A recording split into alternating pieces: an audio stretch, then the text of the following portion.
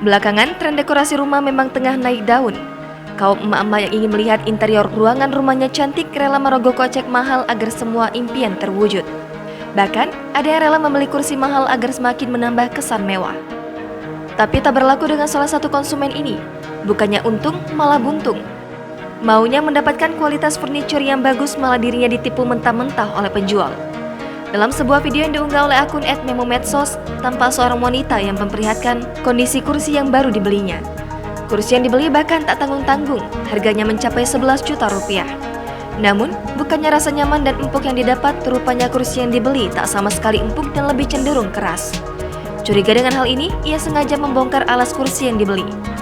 Betapa terkejutnya, semua alas kursi yang digunakan bukanlah memory foam, busa atau bahkan kursi pada umumnya, melainkan kardus-kardus bekas mie instan yang didapatnya. Kardus-kardus itu disusun bertumpuk lalu dilapisi dengan kain kursi agar tak diketahui. Kardus yang dibongkar pun jumlahnya cukup banyak. Tampak di video, kardus yang digunakan untuk kursi itu berserakan di lantai rumah. Netizen ramai ikut mengomentari video tersebut. Ya ampun, dos-dos semua. Kursi harga berapa ini udah beli? Harga kursi 11 juta. Mau DP isi cuma ini semua. Pantas keras sekali.